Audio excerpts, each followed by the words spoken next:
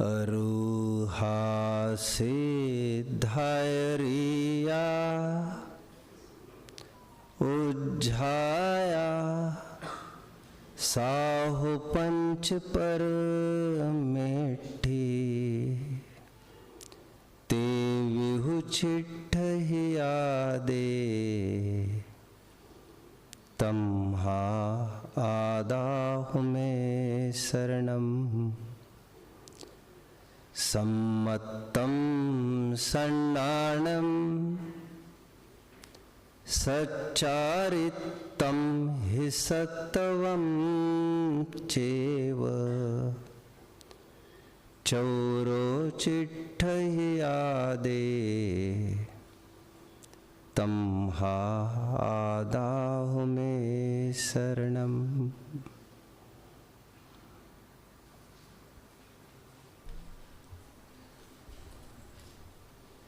ज्ञानार्थियों, ज्ञान चक्षु के धारकों, ज्ञान से देखो। मैं देख रहा हूं एक कुम्हार को, शायद आपको भी दिखाई दे ही रहा है। जिस डंडे से एड़ी चोटी का जोर लगाकर शीघ्र रफ्तार में चक्र को घुमा रहा था, उसी डंडे को कुम्हार ने अभी बाजू में रख दिया है। क्यों? क्योंकि पहले स्थिति कुछ और थी, चक्र में गति लाने की जरूरत थी और दंड के बिना वो संभव नहीं था। बट आज स्थिति बदल गई है, चक्र ने ऐसी कुछ गति पकड़ी है कि दंड जो पहले सहायक था, आज वह ही गति में अवरोध खड़ा कर रहा है। वस्तु का स्वरूप है, जो पहले कभी उपकारी हुआ करते हैं वे बाद में अपकारी भी हो सकते हैं। फूलचंद जी सिद्धांत शास्त्री की एक बहुत प्रसिद्ध स्टेटमेंट है, जो जैन तत्व मीमांसा में बार बार रिपीट की गई है। निमित्त नाम की जगत में कोई वस्तु नहीं है। यदि समय अवकाश अवसर मिलेगा तो मैं इस पर विस्तार से आधा घंटा चर्चा करूंगा, शायद मिलेगी नहीं, देखेंगे क्या होता है। बट ये बात तो खरी है, जिस उंगली को पकड़कर वो बच्चा चोली दामन के संबंधवत मां को छोड़ता नहीं था, आज उस बच्चे की गति इतनी रफ्तार पकड़ गई है, आज उसे कहीं ना कहीं हाथ छोड़ना पड़ेगा, आगे बढ़ना पड़ेगा। और आगे बढ़ने के लिए ये सब कुर्बानियां करनी पड़ती है। व्यवहार में कभी ग्राह्य है, कभी त्याज्य है, न ही सर्वथा ग्राह्य और न ही सर्वथा त्याज्य भी है, हेय भी। हां, कुमार इस बात का ध्यान जरूर रखे कि वो दंड को पास में ही कहीं रखे, फेंक न दे, क्योंकि ये अंतिम घड़ा नहीं बना रहा है, इतनी अकल तो उसको चाहिए। गरज सरो और वैद्य मरो, कुछ समझ रहे बच्चों? कितने जन समझ रहे हैं? शाबाश शाबाश शाबाश। वैसे मैं मराठी बोला हुआ अभी, जो प्रकृति का एकदम नजदीक भाई है, शौर सैनी प्राकृत का मिलता जुलता रूप महाराष्ट्रियन प्राकृत का है।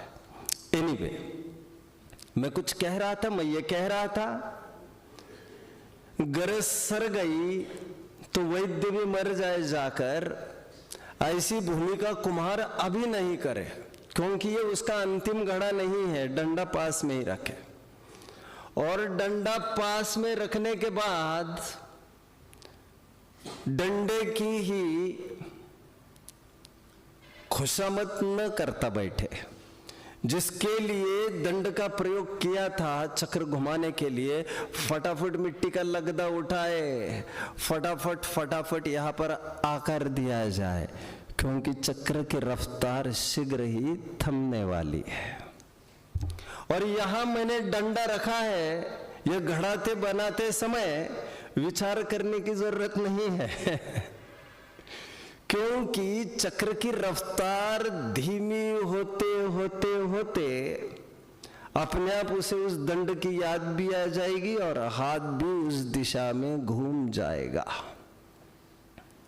समय परे कछु और है। बात को पूरी करिएगा बच्चों।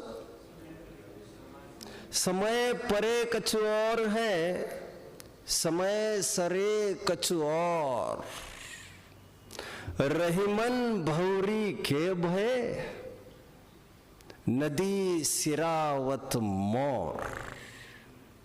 जो कॉस्ट्यूम्स वगैरह पहने जाते विवाह के टाइम में, सुनते हैं बाद में उनको नदी में सिरा दिया जाता है। रहीम ये कहते हैं, देखो मस्तक पर जिसे चढ़ाया था 3, 4, 5 घंटे के बाद उसकी क्या हालत होती है, होनी भी चाहिए। कहते हैं समय परे कछु और है, समय सरे कछु और। यह समय समय की बात है और यह समय तय करेगा किस समय में कौन सा नए प्रयोजनवान है। और समय और वह व्यक्ति स्वयं, डॉक्टर्स भी आजकल कहते ना, your body itself is the biggest doctor आपका शरीर ही सबसे बड़ा डॉक्टर है। कुछ कुछ कहावतें इंग्लिश में ही है, उसका रूपांतर में करने की कोशिश कर रहा हूं, और घबराने की जरूरत नहीं है हमें। आगे पीछे उसका भाषांतर भी आता है और नवीन नवीन भाषाओं में अवगाहन होने का रस भी होना चाहिए, इसी बहाने सही। कुछ लिटरेचर बच्चों, कुछ लिटरेचर अमुक भाषा में ही उपलब्ध है, कुछ लिटरेचर अनुवादित के रूप में मिल सकता है अन्य भाषा में, बट वो मजा नहीं है। एनीवे फिर भी घबराने की जरूरत नहीं है। बीच में पॉज लेकर आधा मिनट मैं सबको एक बात कहना चाहता हूं, किसी को कुछ भी समझ में नहीं आ रहा हो, छोटी से छोटी चीज भी, आपका यहां आना खाली नहीं जाना चाहिए। मुझे बस let me know what you are not understanding. एक चिट्ठी के माध्यम से मैं जानता हूँ बहुत जने हेजिटेशन करते हैं बोलने में, वे स्वयं को बहुत कमजोर समझते हैं, जबकि ऐसी कोई स्थिति नहीं है। आप लिखित रूप में मुझे दे सकते हैं, मैं आगे पीछे उसे कवर करूंगा। कोई विषय सुलझा हुआ याद छोड़ के मत जाना, आवश्यकता पड़ेगी तो मैं अलग से समय की भी व्यवस्था कर सकूंगा मेरे। एनीवे, कल उपचरित असद्भुत व्यवहार नय को कल और परसों स्थापित किया गया आवश्यकता जानकर, और फिर उसका उत्थापन भी किया गया। उपचरित असद्भुत व्यवहार नय वह है जो जीव की पहचान बीवी बच्चे मकान दुकान आदि से करता है।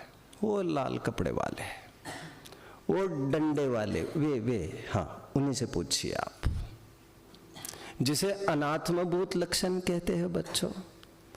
और भगवान के 46 गुणों में अनात्मभूत लक्षण तो कितने सारे, और अनात्मभूत लक्षण ही प्रथम पद में कार्यकारी होते हैं।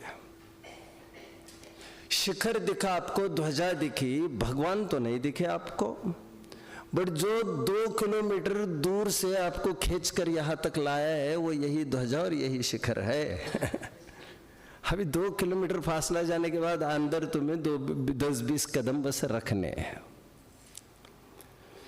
आगे अनुपचरित असद्भुत व्यवहार नए ने जीव का परिचय 3 तरफ से कराया था। जरा मुझे कोई याद दिलाएगा? हाथ ऊपर करेगा कोई आप में से? मैं कितने जनों को पूछूंगा मुझे नहीं पता, किसी को पूछ भी लूंगा, मुझे इसकी भी श्योरिटी नहीं है। बस मुझे पता करना है कितने जन उत्तर दे पाएंगे। ठीक है बस बस बस 3 शरीर की तरफ से, वाणी की तरफ से और कर्म की तरफ से।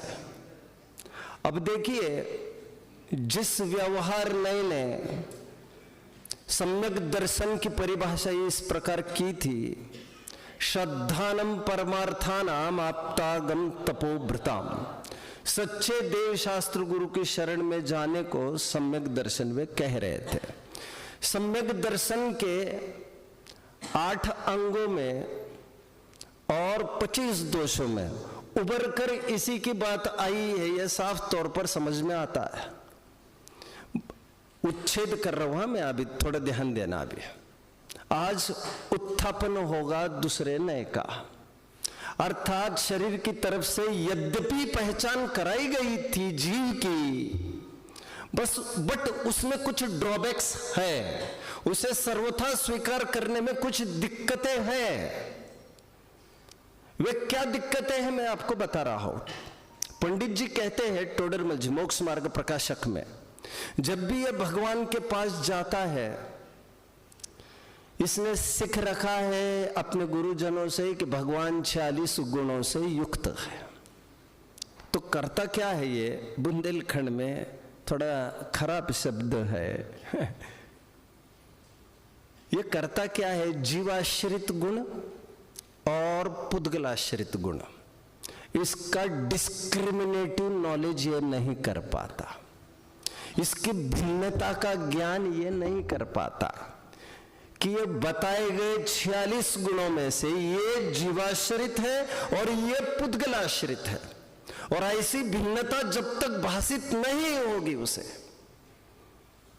तब तक यहां पर भी वो स्वयं को वैसे ही देख रहा है जैसे वो भगवान को देख रहा है। बुंदेलखंड का एक शब्द बोलिए अभी, गुड़ गोबर करता है। अभी समझ गए आप?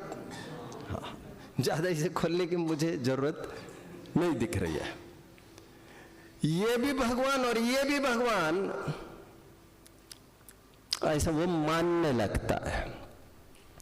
समय सार में 26वीं गाथा में कल मैंने बताया था आपको, व्यवहार नवो भासदी देव जीवो देहो वि हवदि खलु एक को। बट तुरंत दूसरी लाइन में यह बताया गया है, नदु निश्चयस्य जीवो देहो विकदा एक कट्टो। बट निश्चय नहीं से देह और जीव कभी भी एक नहीं हो सकते। और सुन, जो 42 गुणों की तरफ से भगवान की प्रशंसा की जा रही है, वो 42 गुणों की तरफ से प्रशंसा करते समय ज्ञानी जन भली भांति ये जानते हैं कि ये गुण कहवत के हैं, परमार्थ के गुण वे 4 है, वे जानते सब है अंदर में। फर्क जानने न जानने का है, और तू जानता मतलब यथार्थ मानता नहीं है तू। तो टोडरमल जी ये कह रहे हैं 46 गुण आज तक हमने सिखाए हैं, इससे एक लाभ तो ये हुआ है कि गृहित मिथ्यात्व तो टलेगा, क्योंकि मुद्रा बताते नहीं तो हथियार नारी वाले कैसे भी देवी देवताओं को ये मान बैठता। इतना काम तो इसने किया है। बड़े भगवान को मिश्रित देखता है 46 रूप में। 46 रूप में वो यहां पर कैसे अलग अलग देख सकेगा? जैसे वहां देख रहा है वैसे यहां, जैसे यहां वैसे वहां मिथ्यात्व बरकरार। भले ही ग्रहित मिथ्यात्व का निराकरण कर दिया पहले दो नयों ने, बट अग्रहित मिथ्यात्व का निराकरण नहीं कर पा रहे। इसलिए प्रवचनसार ने फिर देव के श्रद्धान की बात उठाई। रत्नकरण शावकाचार्य भी देव के श्रद्धान को सम्यक दर्शन कहते हैं, और प्रवचनसार के 80 गाथा भी फिर यही कहती है, जो भगवान को जानता है। वे असमान जाति द्रव्य पर्याय की बात कर रहे थे, चरणान योग का ग्रंथ होने से, व्यवहार प्रधान होने से, और प्रवचनसार आध्यात्मिक ग्रंथ होने से। हालांकि किन्हीं किन्हीं प्रसंगों में, जैसे मैंने कल कहा था, वहां पर भी असमान जाति द्रव्य पर्याय की बात आई तो है, बट विशिष्ट 80वीं गाथा में द्रव्य पर्याय की बात नहीं उठाई है, अर्थ पर्याय की बात उठाई है। अभेद द्रव्य गुण पर्याय अभेद वस्तु की बात वे करते हैं, और इस प्रकार टोडरमल जी कहते हैं इसलिए उत्थापन किया जाए। यद्यपि दो प्रयोजन की सिद्धि अनुपचरित असद्भुत व्यवहार नहीं करता है, एक भेद विज्ञान और एक सदाचार। क्या कहा? आपने कड़ा पहना है, आप यहां के विद्यार्थी हो, आप सिख वगैरह हो, कटार भी रखे हो, कुछ इसका भी भाव है? मैंने पूछा हमारे यहाँ ये सब नहीं चलता। आप क्या आप जानो, मैं थोड़े दिन के लिए आया हूं। मैं मेरे बच्चों को यहाँ तक कहता हूँ अंगूठी अंगूठी ये भी सब कुछ नहीं, संभव हो सके तो घड़ी भी नहीं आपके लिए यहाँ लगाई जाएगी। ये सफेद पट्टी की पहनेगा, ये लाल पट्टी की पहनेगा, भी इसी में उपयोग खपेगा तो पढ़ाई में उपयोग कब लगाओगे आप? दो प्रयोजन की सिद्धि अनुपचरित असद्भुत व्यवहार ने की है। कौन से? सदाचार और भेद विज्ञान। सदाचार किस प्रकार कि ये द्रव्य प्राण है और इस शरीर का घात करने से जीव का ही घात होगा, क्योंकि ये द्रव्य प्राण है जीव के। और भेद विज्ञान की कैसे सिद्धि होती है? वो ऐसी सिद्धि होती है, देह प्रमाण कहकर इस विश्व में कहीं भी अपना अस्तित्व ढूंढने के लिए मत जाओ। अपना अस्तित्व इसी देह में है, देह देवल में रहे कहकर हमारी अनंत खोज को सीमित इतनी सी अवगाहना में लाकर छोड़ दिया। अब बस शरीर से भेद विज्ञान की बात आगे चलेगी। दो प्रयोजन की सिद्धि दूसरे नए ने की, गौण रूप से पहले नए ने भी। अभी मुझे बहुत टाइम नहीं है क्योंकि मैं नयों को तो पढ़ा नहीं रहा हो, लेकिन मान के चलो एक लाइन है, जैसे जीवों को बचाकर चलो भैया। ये हमने कहा ये कौन से नए का विषय हो गया? कौन से नए का विषय हो गया? ये दोनों नयों का विषय हो सकता है। पहले कैसे? यदि उस सामने वाले मक्खी मच्छर को और तुम्हें रिलेट करके देखा जा रहा है तो उपचरित असद्भुत व्यवहार नहीं। यदि आपको आप ही की शरीर की क्रिया का कर्ता के रूप में देखा जा रहा है तो अनुपचरित असद्भुत व्यवहार नहीं। तो ये कौन से नए का विषय है? ये लाइन ये कहना थोड़ा मुश्किल है। आप किस तरफ फोकस्ड हो वो तय करेगा कौन से नए का। अभी उत्थापन के भी काफी आधार जिनवानी में है, मैं अभी उसे पेश करूंगा। 3 बिंदु हमारे हो गए। उपचरित असद्भुत व्यवहार नए की स्थापना, फिर सेकंड पॉइंट उसी का उत्थापन, उसी का निषेध, निगेट करना उसे। तीसरा पॉइंट अनुपचरित असद्भुत व्यवहार नए की स्थापना।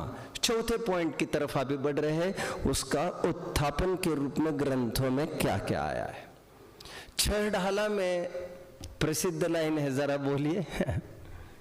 देह जीव को एक गिने बहिरातम तत्व मुदा। यदि ये दोनों एक होते तो इनके भेद विज्ञान की बात क्यों कही जाती है और फिर मिथ्यात्व की परिभाषा हम क्या करेंगे?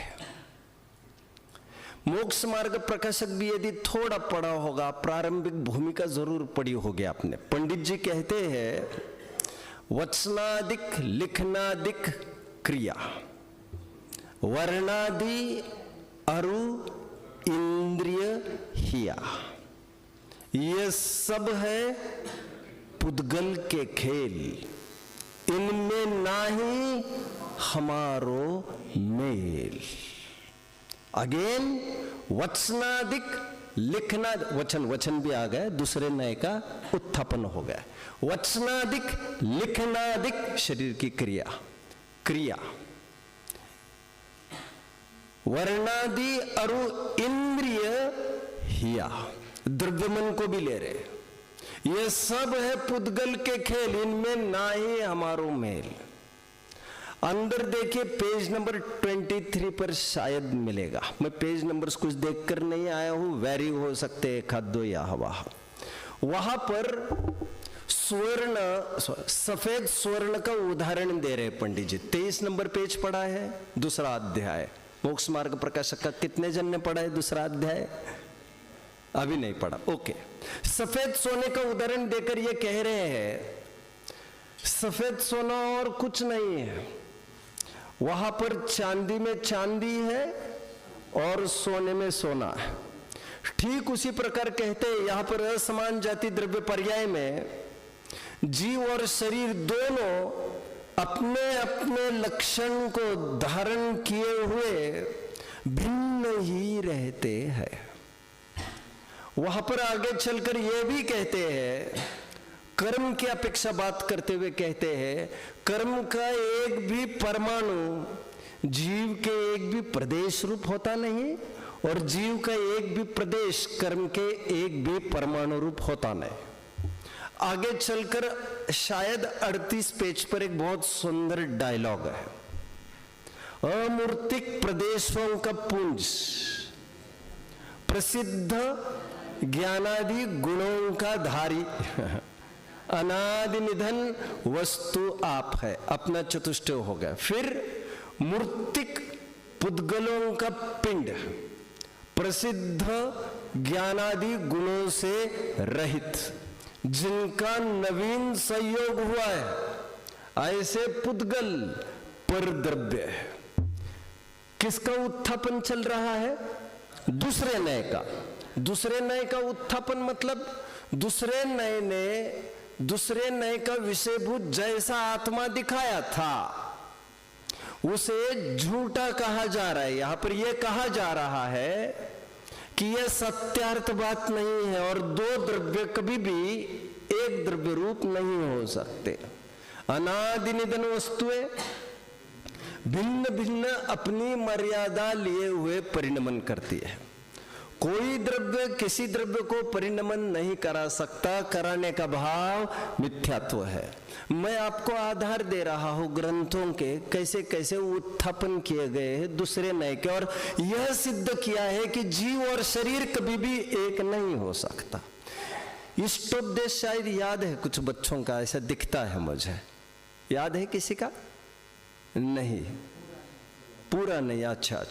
अच्छा प्रवचनपुर तो कुछ एक दो पांच छंद याद किए होंगे, ओके, ये हो सकता है, कोई बात नहीं। इष्टोपदेश का अंतिम छंद क्या है इतना तो पता होना चाहिए। समस्त जिनवानी का इतना ही सार, क्या सार है कि जीव जुदा है और पुद्गल जुदा है, यही तत्व का सार, और बाकी जो कुछ है वह सब इसका विस्तार है। समय सार की ओर चलते हैं थोड़ा। समय सार में तो भर भर के ये बात मिलेगी, प्रवचन सार में भी मिलेगी। समय सार में शायद 96वीं गाथा की टीका होनी चाहिए, कर्ता कर्माधिकार देख लेना चाहिए आपको। वहां पर कहते हैं मृतक कलेवर को गले लगाकर, मृतक कलेवर को इस क्या क्या क्या वर्डिंग से वाक्य, मृतक कलेवर में मुग्ध हुआ। अभी मैं प्रॉपर वर्ड भूल रहा हूं, लेकिन इसे क्या वर्ड का प्रयोग कर रहे हैं शरीर को? मृतक कलेवर। प्रवचन सार की ओर चलते हैं। प्रवचन सार की 93rd गाथा है ये, जहां कहते हैं ये क्रियाकांड को गले लगाकर मिथ्या दृष्टि हो रहा है। शरीर को और जीव को एक मानने का काम जीव ने किया है। ये जीव का अज्ञान, मिथ्या तो मोह है। यह सब तरफ से सिद्ध होता है और दुनिया भी जानती है। जब भी किसी डेड बॉडी को लेके जाया जाता है तो क्या कहा जाता है, क्या बोलते हैं लोग? राम नाम सत्य है, सत्य बोलो गत्य है। राम नाम सत्य मतलब जो आत्मा राम वस्तु है वही परमार्थ, वही शाश्वत है भैया, बाकी सब छोड़ के चला जाएगा। मैं ये समझता हूं मुसलमान भी ऊपरी तौर पर इस बात का निर्णय कर पा रहा है कि जीव और शरीर अलग अलग है। अभी कुछ कुछ लोग ये कहते हैं इतना करना तो मेरे हाथ का खेल है, बाया हाथ का खेल है।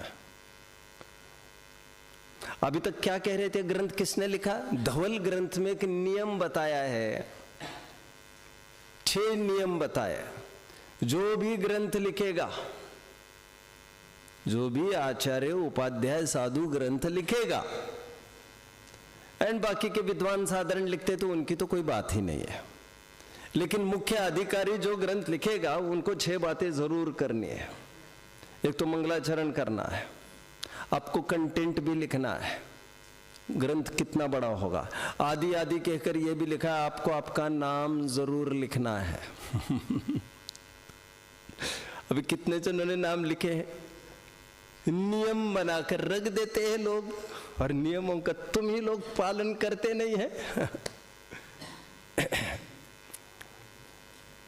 किस मुंह से ये कहे? और अमृतचंद्र स्वामी इस मुंह से कह रहे भैया, अमृतचंद्र ने ये टीका नहीं की। ये कहकर क्या कहना चाहते वे? ये कहकर गुप्त बात उसमें छिपी है कि अमृतचंद्र स्वामी ने किया है इस बात को। लेकिन अमृतचंद्र स्वामी कहते हैं अमृतचंद्र सूरे कर्तव्यम एव न किंचिदस्ति स्वरूप गुप्तस्य अमृतचंद्र सूरे। अमृतचंद्र तो स्वरूप में गुप्त है और ग्रंथ लेखन में उसका 0 योगदान है।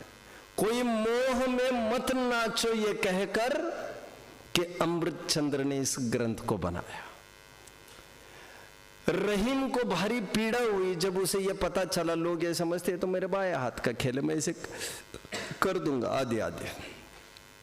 रहीम ये कहते हैं जो तू बार बार कहते रहते हो तुम कि ये मेरे बाएं हाथ का खेल है, क्या तुमने कभी विचार किया है तुम्हारा हाथ भी तुम्हारे हाथ में नहीं है? क्या है? रहीमन आतन कटपुतरी। फिर से रहीमन आतन कटपुतरी कर्म नचावत गाथ। कुछ समझ रहे हैं ना बच्चों? कठपुतली का अर्थ 2-3 दिन पहले मैंने बताया था। कर्म नचावत गाथ। गाथ किसे कहते? गाथ शरीर को गाथ कहते हैं। रहीमन या तन कटपुतरी कर्म नचावत गाथ। अपने हाथ रहीम जो ना ही अपने हाथ। क्या कह रहे रहीम? अपने हाथ रहीम जो ना ही अपने हाथ। मुझे अब भी याद आया, कल वैसे जाने के बाद याद आया था। कल मैंने एक छंद बोला था, याद आ रहा है आपको? हरी जड़न को खात है हरी मती तोरी कौन। कहा था, वो थोड़ा स्खलन हो गया उसमें। मुझे जाने के बाद याद आया, मुझे लगा इसे रिपेयर करना चाहिए। उसमें मैंने क्या कहा था? तीसरा चरण किसी को याद है? हाँ, कोई बताएगा तीसरा चरण क्या था? तीसरा चरण क्या था? हरी जड़न को खात है हरी मती तोरी कौन। इसके आगे क्या कहा था? ममता तजो समता, ऐसा नहीं हो। हरि भजो ममता तजो, इस प्रकार हरि शब्द 4 जगह आए और एक हरि का वर्ड वहां पर आत्मा के अर्थ में आया। मुझे लगा ये और ब्यूटी पैदा करा सकता है तो ये रिपेयर कराया जाना चाहिए। खैर मैं अभी आकर खड़ा हूं, इन सभी आधारों से जो आधार दिए जा रहे हैं आपको, इन आधारों से क्या प्रूव हो रहा है? इन आधारों से यह प्रूव हो रहा है देह की तरफ से केवल परिचय कराया गया तो उसी जीव का, क्योंकि सरलता भाषित हो रही थी, अमूर्तिक जीव को वैसे ही कैसे कोई देख लेगा, लेकिन वहां से परिचय कराने से वह वस्तु वह तो नहीं हो जाती जिसका परिचय कराया जा रहा है। और इसीलिए उत्थापन कराया जा रहा है इस बात का कि जीव और शरीर एक नहीं है। जो अभी तक हम कहते आ रहे थे वो सब झूठी बात है और किसी प्रयोजन की सिद्धि जरूर हुई थी उसमें। प्रकरण 1 क्लोज हुआ, अभी दूसरे प्रकरण की ओर बढ़ते हैं। कौन से प्रकरण देखना चाहिए अभी हमें? नहीं, अभी नहीं। वाणी और कर्म की बात करूंगा मैं थोड़ी सी, फिर जरूर उसी नई की बात चलेगी। कल मैंने यह कहा था किसी अपेक्षा से वाणी किसकी, तो कहा जाता है इसकी वाणी। अब जानते तारण स्वामी हुए हैं, तारण स्वामी ने ग्रंथ लिखा है, उनके भी काफी ग्रंथ प्रसिद्ध है, उनके भी अमुक पाहुड़ा इसी संख्या में प्रसिद्ध है। एक ग्रंथ का नाम है, पार्डन, 14 रत्न उनके भी, हाँ। एक ग्रंथ है उनका छद्मस्थ वाणी। आज तक हमने ये तो सुना था जिनवाणी होती है, ग्रंथ का नाम क्या लिख रहे हैं? छद्मस्थ वाणी। उस ग्रंथ में स्वयं खुलासा कर रहे हैं इस बात का और करते हुए कह रहे हैं भैया वाणी छद्मस्त की हुआ नहीं करती है, ये आई सर्वज्ञ के ही द्वारा है। बट किन्हीं छद्मस्तों के अभी ये कहने की जरूरत क्या थी जी, बट क्योंकि लिखेगा और अक्षरात्मक बोलेगा तो ऑफ कोर्स बात को पूरी करिए, वो छद्मस्त ही तो करेगा। सर्वज्ञ ना ही लिखते हैं ना अक्षरी कुछ बोलते भी है, बट वे छद्मस्त वाणी कहकर ये कहना चाहते वहां पर यदि कुछ खलन हुआ तो ये मत कहना कि जिनवाणी स्खलित हो गई। किसी अपेक्षा से ये उनकी वाणी है, ये उनकी वाणी, ऐसा उपचार होता रहता है। टोडरमल जी ने 8वें अधिकार में इस बात को कहा कि जब भी ग्रंथों में 2-2 कथन आपको मिले, 2-2 मत मिले और ऊपरी तौर पर प्रामाणिक जीवों ने लिखे हैं, तो उसमें परीक्षण यदि करना हो और स्ट्रेस किसी पर देना हो तो यह देखा जाए दोनों में प्राचीन कौन हुआ है। यदि मैं आपको कहूं ऐसा है भैया, जैसे मैंने कल कहा 19 डिजिटल मनुष्यों में एक सम्यक दृष्टि हो सकता है, 19 डिजिटल, माय गॉड। अब वैसे पल्ले पड़ती आपको ये, लेकिन मैंने तत्काल यहां पर यह कहा, निमिचंद सिद्धांत चक्रवर्ती ने गोमटसर जीव कांड की 633 नंबर की 642 नंबर की गाथा में ऐसा कहा है। मैंने इतना ही कहा, आपके सामने ना ग्रंथ है, ना कोई पन्ने है, ना कोई गाथा है उसकी, लेकिन इतनी गाथा से ही आपके दिल में उठने वाले आगामी प्रश्न वही रुक गए कि किसी की वाणी है, ये इनकी नहीं है। मतलब वाणी को आज तक रिलेट कराया जा रहा था, बट आज यहां पर उत्थापन कराया जा रहा है और यह कहा जा रहा है ना हम देहो न मनो। प्रवचन सर 165वीं गाथा होनी चाहिए।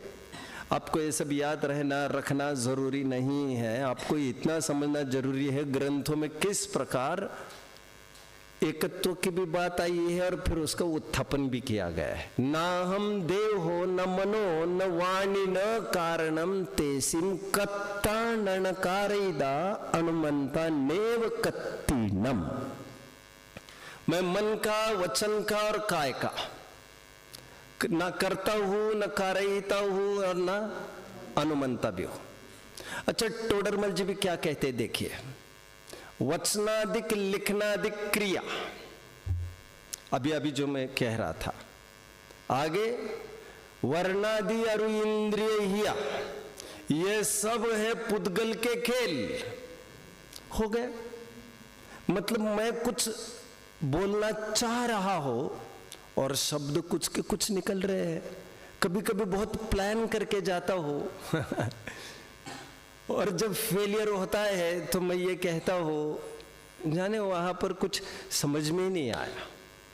इसका मतलब यह बात तय हो गई कि हम केवल विचार के करता है। मैं आगे की थोड़ी भूमिका जमाने लग गया हूं। किसकी? तीसरे न्याय की। जीव केवल प्रवचन नहीं, प्रवचन के भावों का करता है और बाहर के वचन प्रस्फुटित होना न होना ये उसके अधीन नहीं है। और रही भगवान की बात, अनात्मार्थम विना रागे शास्ता शास्ति सतोहितम ध्वनन शिल्पी कर स्पर्शान मुरजह किमपेक्षते।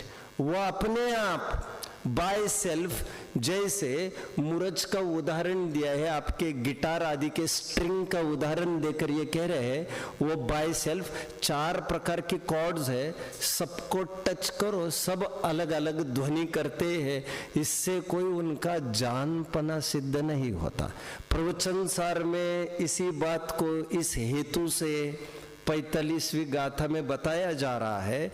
जिस प्रकार महिलाओं का मायाचारीपना सहज में प्रवर्तता है, ठीक उसी प्रकार तीर्थंकरों का, अरहंतों का उठना बैठना, विहार करना और उपदेश देना बाय सेल्फ चलता रहता है।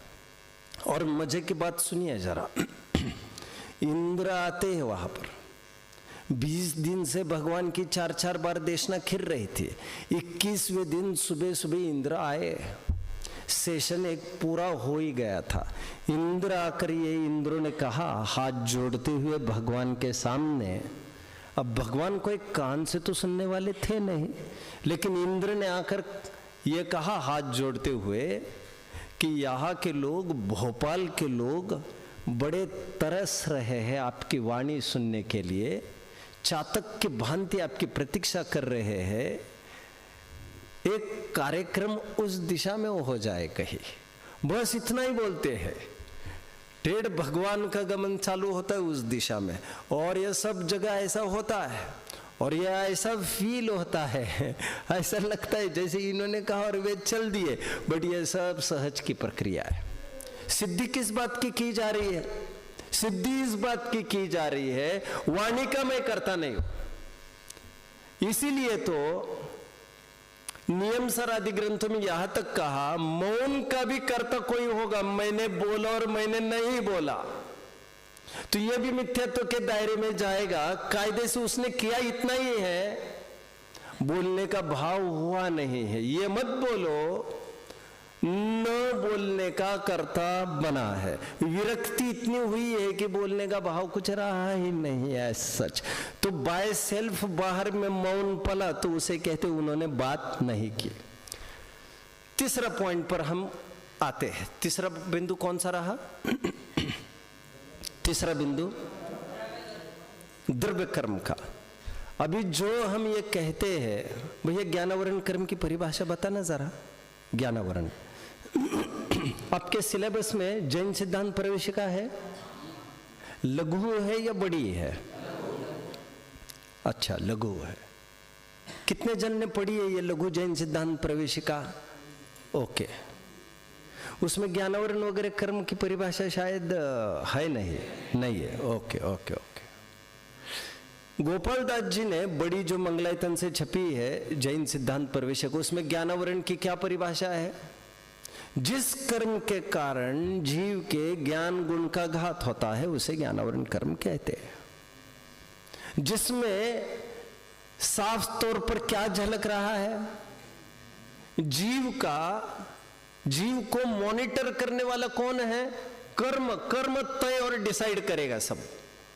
बट हमारे भागों में वितराग विज्ञान भाग 1 पाठ 5 जो कर्म है उसमें ज्ञानावरण की क्या परिभाषा, जरा मुझे कोई बताएगा? एक मिनट प्लीज प्लीज, सबको चांस मिले सोचने का। वितराग विज्ञान कितने जन ने पढ़ा है? वितराग विज्ञान, गुड। बाकी जन ने वितराग विज्ञान नहीं पढ़ा क्या अभी तक? हाँ,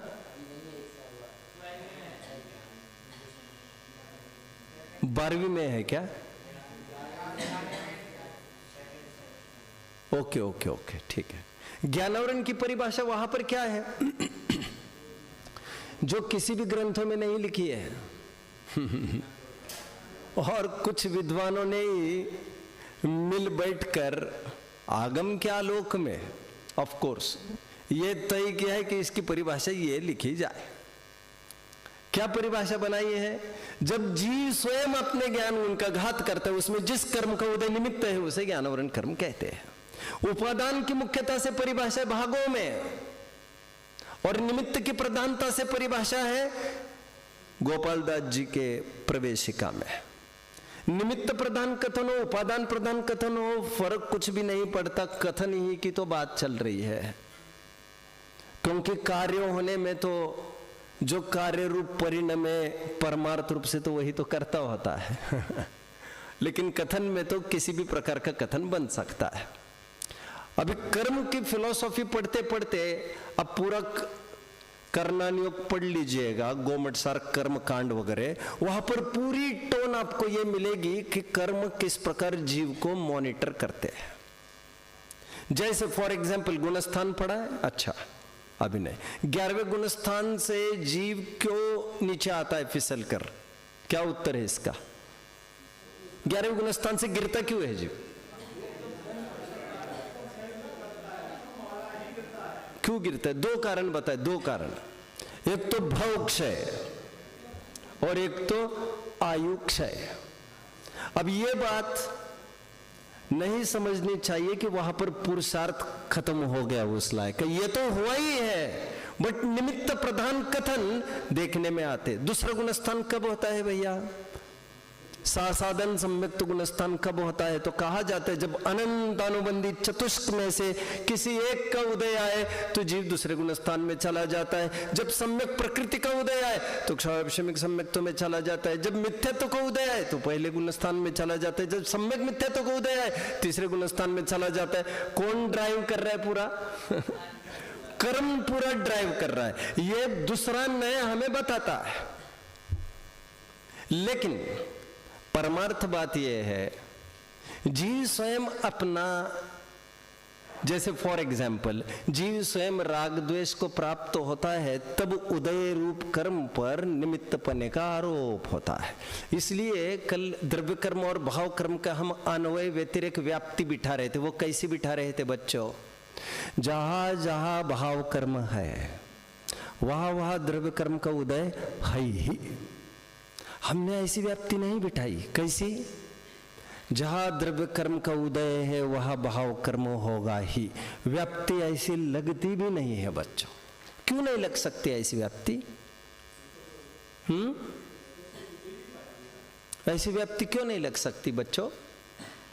मैं क्या कह रहा हूं जरा मुझे कोई रिपीट करेगा? मेरा प्रश्न रिपीट करेगा? प्रश्न मुझे अटेंशन कितने जनों का है वो देखना है। अटेंशन, मुझे उत्तर से भी बहुत मतलब नहीं है फिलहाल, इसलिए मैंने पूछा। प्रश्न क्या पूछा है मैंने आपको?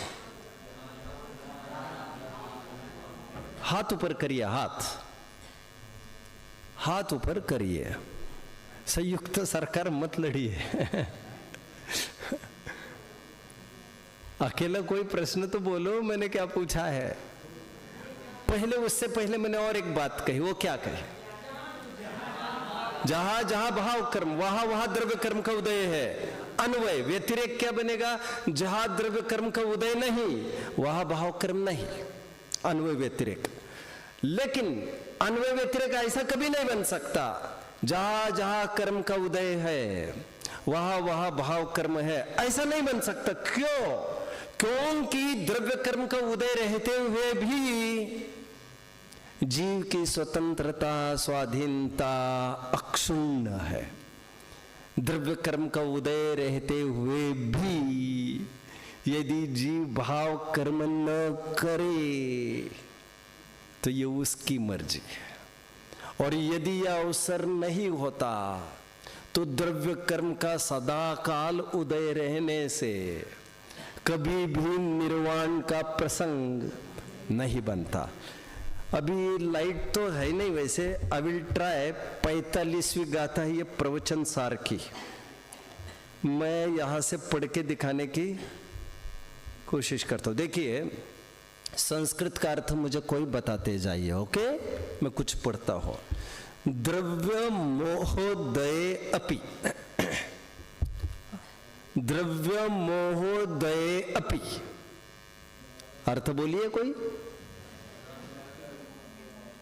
द्रव्य मोह का उदय, यदि जीव भेद विज्ञान के बल से भाव मोह रूप नहीं भी नहीं आता, कर्म पर कर्तापने का आरोप लाना भी आपके हाथ में है।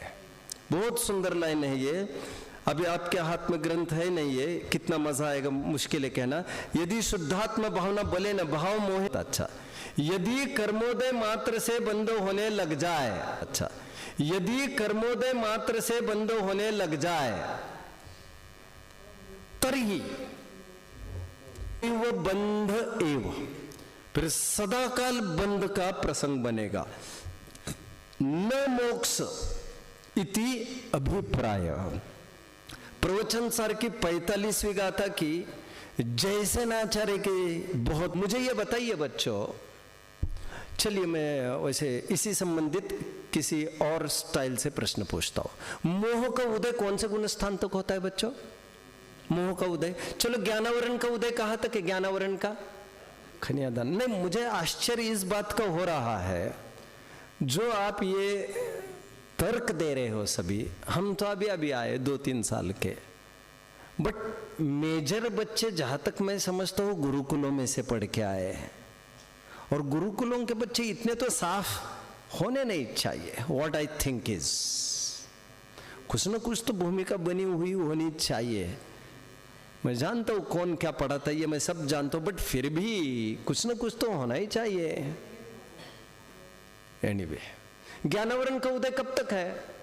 कौन है आप में, एक मिनट, आप सब में कौन है सबसे इंटेलिजेंट? कल परसों प्रवचन किसने किए थे यहाँ पर? कोई विद्यार्थी ने किए थे? वे है क्या यहाँ पर?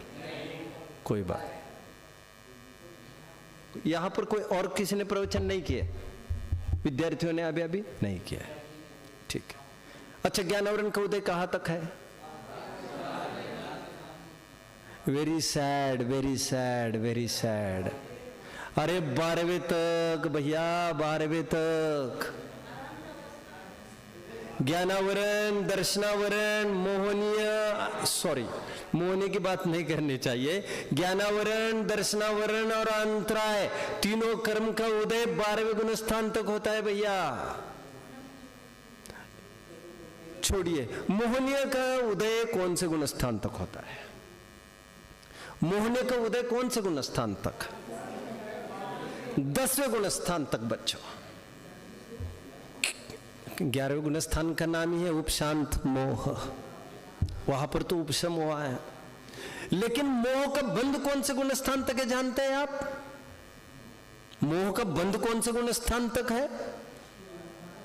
मोह का उदय 10वें गुण स्थान तक, और मोह का बंध बच्चों, ऑफ कोर्स मैं चारित्र मोह की अभी बात कर रहा हूं, लेकिन मोह का बंध केवल और केवल 9वें गुण स्थान तक है।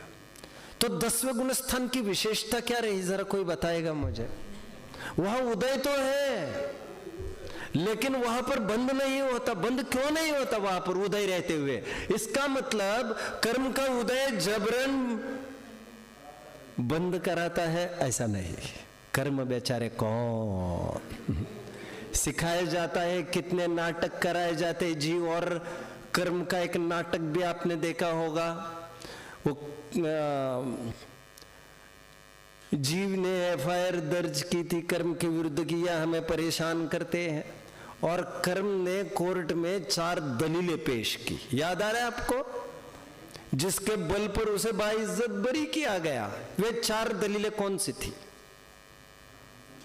कर्म ने कहा देखो बिना बुलाए हम कहीं जाते नहीं। इशारा इसने किया हमको।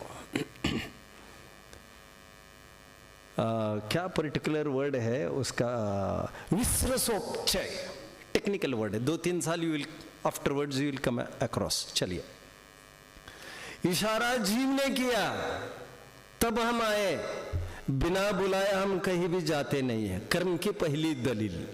दूसरी दलील क्या है, जितना टाइम बुलाए उतने ही टाइम के लिए जाते हैं। मान न मान तू मेरा मेहमान, वत हमारी प्रक्रिया नहीं है। तीसरी बात, हमारी थोड़ी उपेक्षा होने लग जाए हम वहां से चलते बनते हैं। चौथी बात, हम आते भी है फिर भी हम अपने प्रदेशों में रहते, जीव के प्रदेशों में कुछ घुसते भी नहीं है।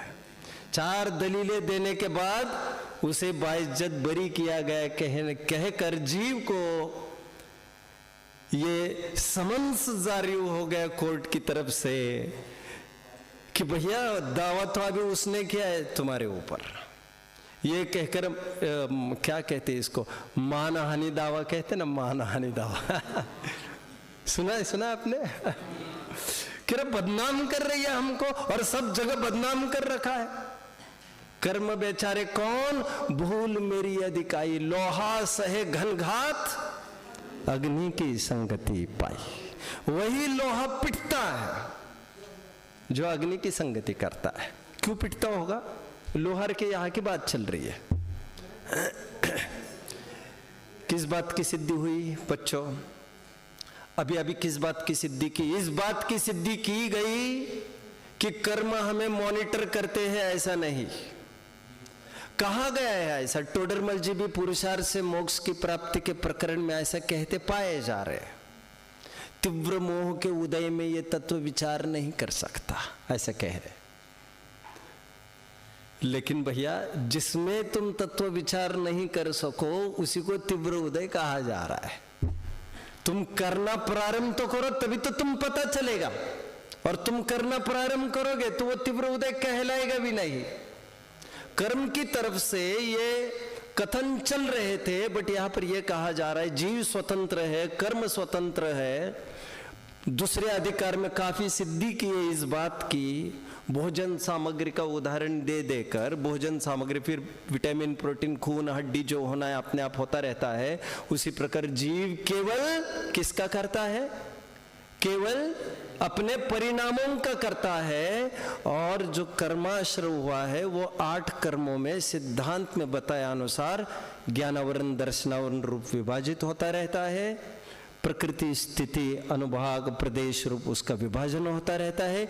यह सब अपने आप होता है। जीव का उसमें डायरेक्ट कुछ कर्तव्य नहीं है, उसका जीव में कुछ डायरेक्ट कर्तव्य नहीं है। सहज में ऐसा निमित्त नैमित्तिक संबंध है। इस प्रकार दूसरे न्याय का उच्छेद हो गया। और इतना ही सिद्ध हुआ है, जीव ने न परजीवों की रक्षा की है, न परजीवों का घात भी, न शरीर की कोई एक्टिविटी भी आज तक की है, और न ही कर्म में कुछ किया है। कर्म बांधना और कर्म का घात करना कहना एक निरा उपचार है। क्यों? अरहंतों ने कर्मों का घात किया था क्या? किया था कर्मों का घात? अरहंतों ने क्या किया था? अरे अरहंत तो अपने स्वरूप में स्थिर हो गए थे, उसी को कहते कर्मों का घात हुआ। कहते इसलिए दूसरा ने बिल्कुल औपचारिक कथन करता है। अनुपचरित असद्भुत व्यवहारने का विषय है। परमार्थ से जीव का कर्म पर कोई प्रभाव नहीं है, कर्म का जीव पर कोई प्रभाव नहीं है। इसलिए यह कथन अत्यंत औपचारिक है। तो जीव क्या करता है? जीव का कर्तव्य, कर्तृत्व केवल इतना ही है कि उसकी पहुंच भाव तक है। यदि जीव कुछ कर सकता है तो केवल वह भाव कर सकता है। मोह राग द्वेष करता रहा है और चाहे तो वह शुद्ध भाव कर सकता है। इस प्रकार तीसरे नए की स्थापना की जा रही है। तीसरे वैरायटी का आत्मा आपको दिखाया जा रहा है। जिनागम में कितने प्रकार की आत्माएं हैं? एक भटकती आत्मा होती है, आप जानते हैं। ये तो बीच में वैसे टाइम पास कर दिया। अभी तीसरे आत्मा की बात चल रही। पहला आत्मा कैसा था? दूरवर्ती बाह्य द्रव्यों से सम्मिलित। दूसरा आत्मा कैसा था? निकटवर्ती पर द्रव्य से सम्मिलित। निकटवर्ती में हालांकि हमने शरीर भी लिया, कर्म भी लिया, वाणी भी ली। तीसरी आत्मा कैसी बताई जा रही है? जब यह सिद्ध हुआ एक द्रव्य दूसरे द्रव्य का करता नहीं है। समय सार के बहुत प्रसिद्ध श्लोक है, कलश है 200 नंबर का, नास्ति सर्वोपि संबंधा। प्रवचन सार की 16वीं गाथा का बहुत टीका का अंतिम लाइंस बहुत प्रसिद्ध है, स्वाध्यायगण जानते होंगे। दो द्रव्यों का आपस में षटकारकीय संबंध नहीं होने पर भी न जाने ये जीव सुखी होने के नाम पर क्यों परतंत्र हो रहा है, सुखी होने के नाम पर क्यों पराधीन हो रहा है। यह अत्यंत खेद की बात है। क्या क्या? Will anyone repeat? कोई रिपीट करेगा? प्रवचन सार में क्या बात आई है? रिपीट करेगा? अभी बोला था, दो द्रव्यों में जब षटकारकीय संबंध नहीं होता। षटकारकीय संबंध नहीं होने का तात्पर्य कर्ता, कर्म, करण, संप्रदान, अपदान, अधिकरण आदि, ये कुछ भी संबंध नहीं होने पर भी दो द्रव्य में जीव सुखी होने के लिए क्यों पराधीन परतंत्र हो रहा है। और वो गाथा भी कौन सी चल रही है? भगवान ने केवल ज्ञान के आनंद, ज्ञान आनंद सुख की प्राप्ति की है, वो अपने दम पर की है। बहुत सुंदर कोट एक साहित्यिक का सुना था एक बार मैंने, आपको भी अच्छा लगेगा। किसी की कृपा से स्वर्ग में जाने के बजाय मैं तो बेहतर समझता हूं मैं नरक में चला जाऊं क्योंकि दूसरों की कृपा, दूसरों का हाथ मेरे सिर पर हो, ये पराधीनता का बोझ मैं लाद नहीं सकता, वही मेरे लिए नरक है। तो पराधीनता की जकड़न नहीं चाहिए। एनीवे, तीसरे नए की ओर बढ़ रहे। तीसरे नए का नाम उपचरित सद्भूत व्यवहार नय। तीसरे नए का नाम उपचरित, फिर से बोलिए, उपचरित सद्भूत व्यवहार नय। फर्क कहां पड़ा है? केवल असद्भूत बोल रहे थे, अभी सद्भूत बोल रहे। तो क्या विशेषता होगी इसकी? सद्भूत मतलब अपने द्रव्य की ही बात करेगा, पर द्रव्य की बात नहीं करेगा। ध्यान रखना, पहले दो नए ये लोक व्यवहार को मुख्य करके लिए गए। वे मानते इसीलिए हमने कहा है, ऐसी बात नहीं है। इसका भी अपना अपना कुछ ना कुछ प्रयोजन है। अभी मैं फिर से पीछे नहीं मुड़ना चाहता। भक्षा भक्ष का भेद कैसे करते हैं? मैं खाने वाला नहीं, मैं खाने वाला नहीं, ये परमार्थ बात होने पर भी तुम खाए बिना तो रहोगे नहीं। इसीलिए तुम्हें भक्षा भक्ष का ज्ञान कराना जरूरी है। आशाधर्ज ने बहुत सुंदर उदाहरण खड़ा किया। किसी ने आशाधर्ज को ये पूछा, गेहूं खाए अथवा मरा हुआ हाथी खाए? दोनों डेड बॉडीज है। डेड बॉडीज है ना दोनों बच्चों? हाँ या ना? मरा हुआ हाथी और फसल निकला हुआ गेहूं, दोनों डेड बॉडीज है। दोनों में से किसी का भी भक्षण करो, फर्क क्या पड़ता है? आशाधर्ज ने क्या उत्तर दिया होगा वहां पर? तुम्हारी मां भी नारी है तुम्हारी पत्नी भी नारी है। इतने नारीत्व होने मात्र से दोनों भोग्या नहीं हो जाती। यह फर्क हम कैसे तय करते? स्व-स्त्री पर स्त्री का। जब सब पर ही है, जब सब कुछ पर ही है, तो उन पर में भी स्व और पर स्थापित करने का बहुत बड़ा योगदान इन्हीं पहले दो नयों ने किया है। नहीं तो आज शांति से हम बैठ नहीं पाते। इस तरफ भाई बैठे, इस तरफ बहनें बैठे। किस आधार से बैठी है बच्चों? किस आधार से बैठी है? सब आत्मा है इस आधार से शरीर की संरचना की तरफ से बैठे जा रहे हैं ना। अच्छा, आप मुझे बताओ, श्वेतंबरों में और दिगंबरों में झगड़ा होता क्या? झगड़ा किस बात को लेकर है? एक मल्लीबाई को लेकर ही तो झगड़ा है। वे कहते मल्लीबाई निर्वाण को प्राप्त हो गई, और हम कहते भैया महिला निर्वाण को प्राप्त नहीं होती, पुरुष ही होते। झगड़ा किसका है? जब कोई पुरुष और स्त्री होता ही नहीं है तो फिर झगड़े की बात कहां रही? श्वेतंबर दिगंबर में मूलभूत 3-4 अंतर है, वे कौन कौन से जरा कोई बताएगा? एक स्त्री मुक्ति का मूलभूत अंतर, स्त्री मुक्ति 1, 2 वस्त्र का, चलो ठीक है, और कवला आहार, कवला आहार। नहीं, वो तो एक काल द्रव्य को नहीं मानते, वो तो ठीक है, वो कंसेप्ट की खास थीम नहीं है। मैं मूलभूत 3 बातें कह रहा हूं, वैसे तो काफी पॉइंट्स निकलेंगे। एक तो कवलाहार को वे मानते हैं, हम नहीं मानते हैं। स्त्री मुक्ति को वे मानते हैं, हम नहीं मानते हैं। नग्न कपड़े अवस्था में वे, वैसे बहुत पॉइंट्स है। गृहस्थ अवस्था में वे मुक्ति मानते हैं, शूद्रों को मुक्ति मानते हैं। मुझे उलझाना नहीं है आपको, पेज नंबर 146 147 पढ़ लेना आप कमरे पर, मोक्ष मार्ग प्रकाशक। मैं मेरा काम निकाल रहा हूं। जब कोई खाता पीता ही नहीं है तो श्वेतंबर दिगंबरों में फर्क क्या करते हम?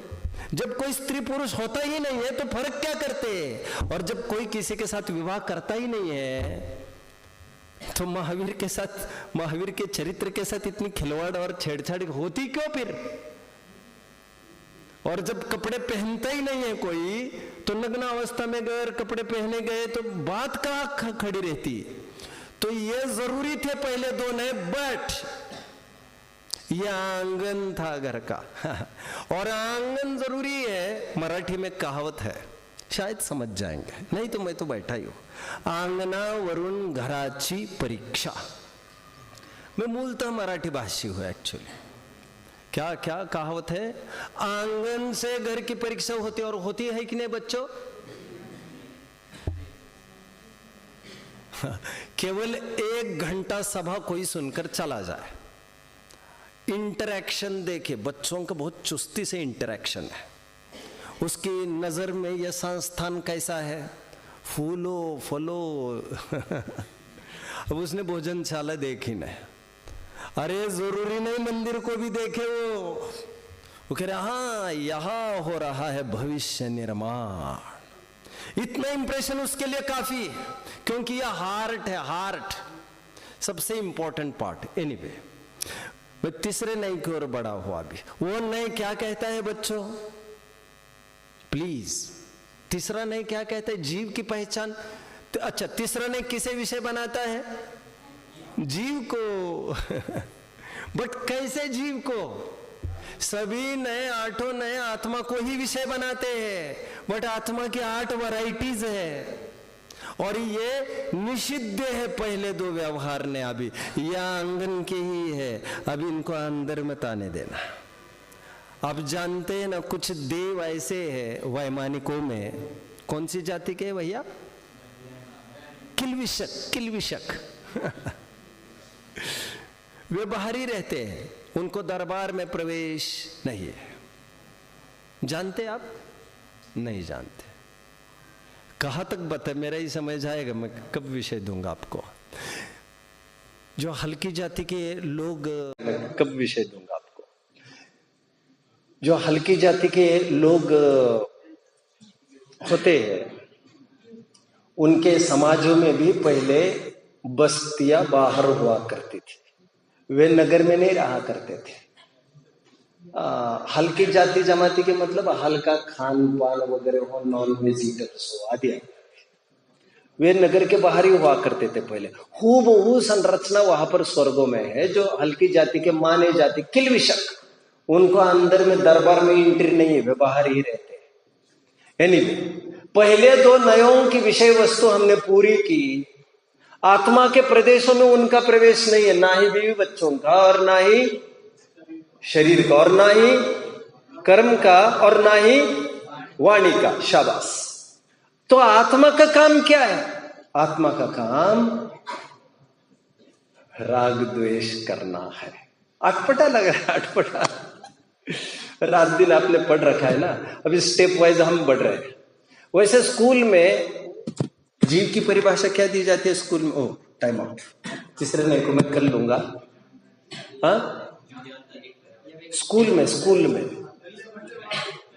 में जीव की परिभाषा क्या दी जाती है, ये मुझे कल जानना। हाँ, जो रिप्रोडक्शन कर सकता है, जिसमें सर्कुलेशन रेस्पिरेशन पाया जाता है, जबकि रेस्पिरेशन हमारे 14 गुण स्थानवर्ती करते ही नहीं है। एनीवे, यह सब पहले 2 नयों की तरफ से कथन कराया गया और विशेष बात कल मैं करूंगा। ओम।